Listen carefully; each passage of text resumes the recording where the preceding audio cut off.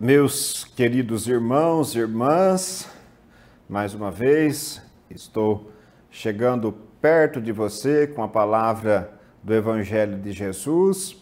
Eu sou o Padre Marcos Bertanha. Hoje é dia 15 de agosto, quinta-feira. Hoje é dia da tecnologia da informação, que é um recurso tão importante, cada vez mais presente, inovador no mundo de hoje.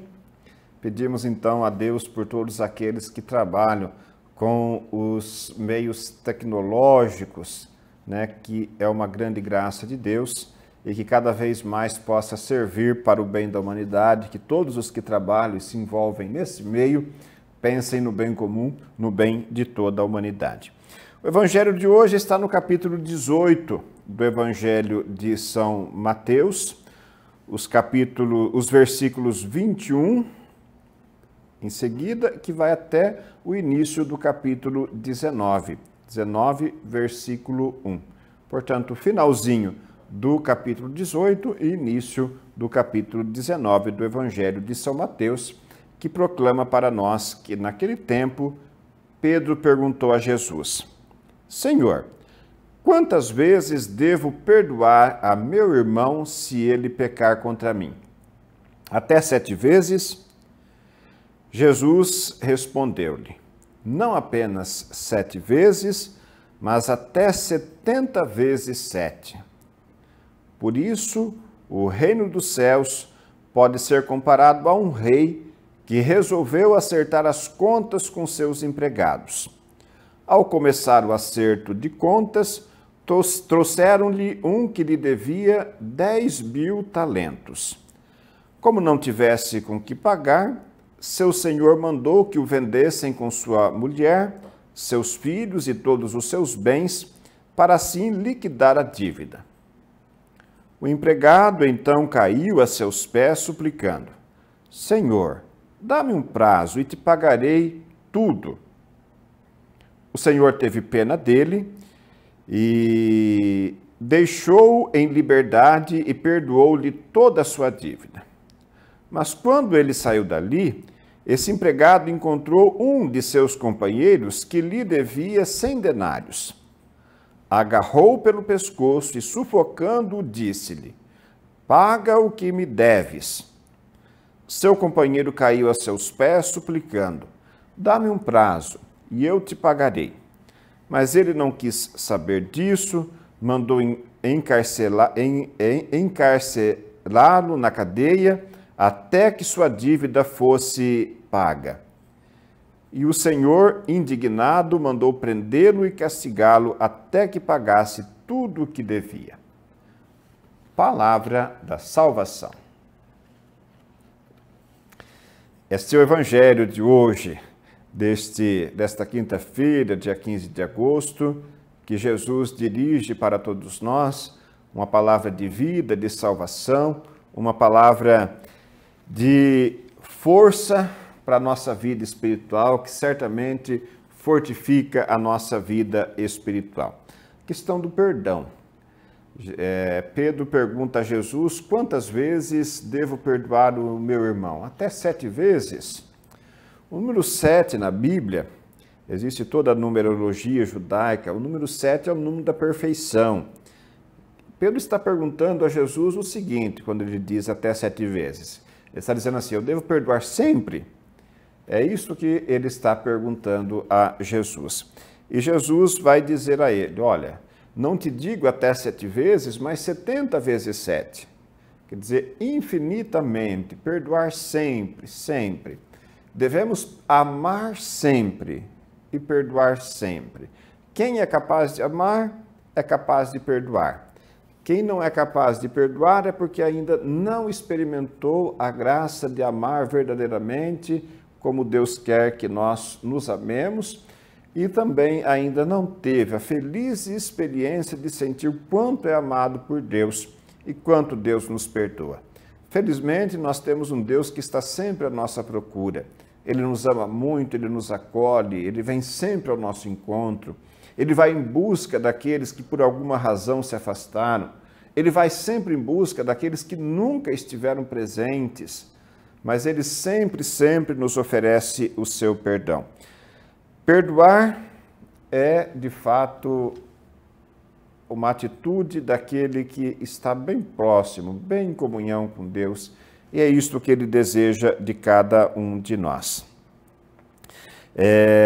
Depois, Jesus ele nos mostra a atitude deste rei que foi acertar as contas com seus empregados, e teve um que lhe devia uma fortuna impagável. Ele mandou, no primeiro momento, vender a ele, sua esposa, filhos, seus bens, enfim, como uma forma de liquidar pelo menos uma parte dessa dívida impagável. Mas esse empregado caiu aos pés do rei, suplicando, pedindo um tempo, dizendo, olha, eu vou pagar o que eu devo.